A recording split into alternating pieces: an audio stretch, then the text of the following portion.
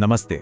आज के इस एक्सप्लेनर में हम एक बेहद ही रोमांचक सफर पर चलने वाले हैं। एक ऐसा सफर जो हमारी अपनी पृथ्वी की जानी पहचानी लेकिन रहस्यमयी गहराइयों से शुरू होकर सीधे जुपिटर यानी बृहस्पति के ठंडे और बर्फीले चंद्रमा यूरोपा तक जाता है। शायद आप सोच रहे होंगे कि अंतरिक्ष की बात करते करते हम समुद्र में कहाँ गोते लगाने लगे, लेकिन सच यही है कि हमारे महासागरों की अगाध गहराइयां सिर्फ पानी का भंडार नहीं है, वे लिटरली अंतरिक्ष के अनसुलझे रहस्यों को समझने का एक शानदार ब्लूप्रिंट हैं। और नासा ठीक यही कर रहा है। अंतरिक्ष में जीवन खोजने के लिए वे हमारी पृथ्वी के सबसे गहरे और दुर्गम हिस्सों को एक टेस्टिंग ग्राउंड की तरह इस्तेमाल कर रहे हैं।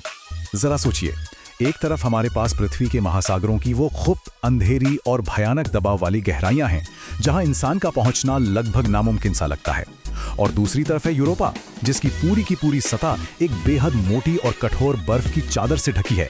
पहली नजर में आपको लगेगा, अरे इन दोनों में क्या ही समानता है, लेकिन असल में हमारे महासागरों का वो घना अंधेरा और हड्डियों को चूर चूर कर देने वाला भारी दबाव यूरोपा की उस अनजान दुनिया का एकदम सटीक आईना है।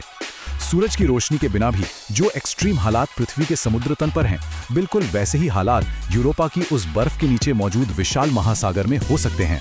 तो अब एक बहुत ही बड़ा सवाल उठता है, हमारे अपने ही ग्रह के इन सबसे अंधेरे, सबसे खौफनाक हिस्सों में अंतरिक्ष में जीवन खोजने की चाबी आखिर कैसे छिपी हो सकती है? हम इंसान सदियों से सवालों के जवाब के लिए आसमान की तरफ देखते आए हैं, राइट? लेकिन क्या पता, शायद इन सबसे बड़े सवालों का जवाब आसमान में नहीं, बल्कि हमारे पैरों के नीचे मीलों गहरे पानी के भीतर मौजूद हो। और यही बात इस पूरे वैज्ञानिक शोध को इतना माइंड ब्लोइंग बनाती है, एक ऐसी यात्रा जो हमें ज्ञात दुनिया से अज्ञात की ओर ले जाती है। तो चलिए सबसे पहले बात करते हैं पृथ्वी के गहरे महासागरों के ब्लूप्रिंट की। शायद आपने हाइड्रोथर्मल वेंट्स का नाम सुना हो। ये समुद्र के एकदम तल पे मौजूद ऐसी दरारें या चिमनियां होती हैं जहां से धरती के अंदर की भूतापीय ऊर्जा यानी जियोथर्मल एनर्जी से खौलता हुआ पानी बाहर निकलता है। आपको जानकर हैरानी होगी कि 1977 से पहले पूरी दुनिया का विज्ञान यही मानता था कि सूरज की रोशनी के बिना जीवन पनप ही नहीं सकता। नो वे। लेकिन इन वेंट्स के आसपास का तापमान 400 डिग्री सेल्सियस तक पहुंचने के बावजूद, और वो भी बिना किसी धूप के, यहाँ जीवन का एक पूरा का पूरा इकोसिस्टम मजे से पनप रहा है। वैज्ञानिक इन्हीं एक्सट्रीम कंडीशंस को स्टडी कर रहे हैं ताकि समझ सकें कि सिर्फ रसायनों और पृथ्वी की गर्मी के सहारे जिंदगी कैसे सर्वाइव कर सकती है। अब आप कहेंगे कि ठीक है, पर इसका यूरोपा से क्या कनेक्शन है?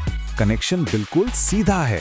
पृथ्वी के समुद्रों में इन वेंट्स के पास पनपने वाले जीवन को समझकर वैज्ञानिक इस बात का एक बहुत ही सॉलिड अनुमान लगा रहे हैं कि यूरोपा की उस मीलों मोटी बर्फ के ठीक नीचे, जहां एक बहुत बड़ा तरल महासागर छिपा है, वहां जीवन कैसा हो सकता है। सीधा सा लॉजिक है।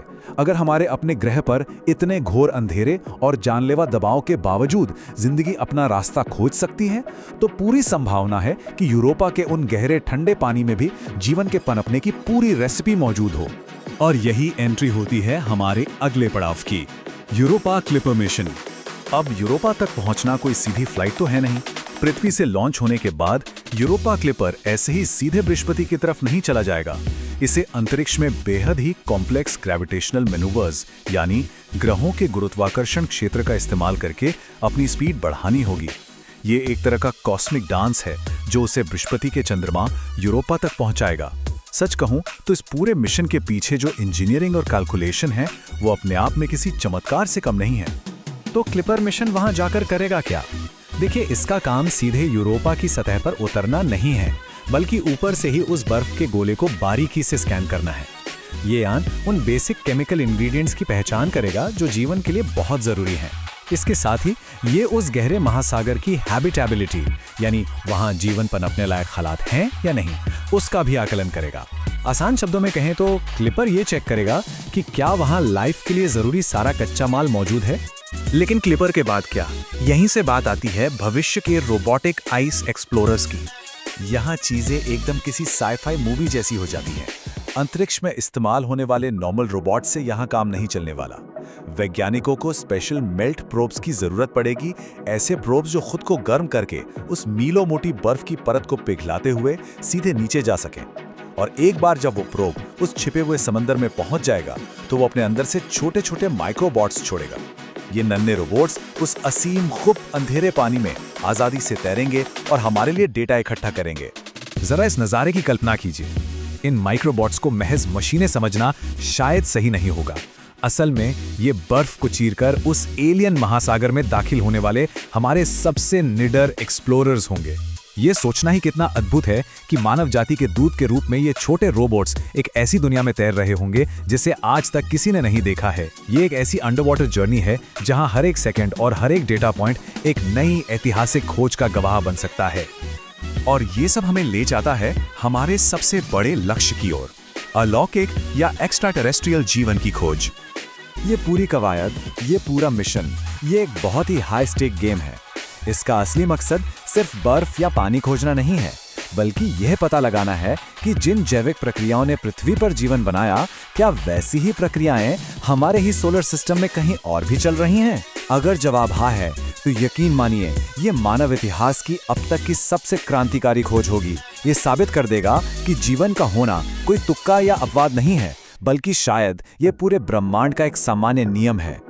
आखिरकार ये सारे तकनीकी चमत्कार, चाहे वो बर्फ पिघलाने वाले मेल्ट प्रोब हों, अंतरिक्ष के वो जटिल गुरुत्वाकर्षण मैन्यूवर्स हों, या फिर हमारे अपने गहरे समुद्र में चल रही रिसर्च हो, इन सब के सेंटर में एक ही चीज है, हमारी इंसानी फितरत, हमारी जिज्ञासा।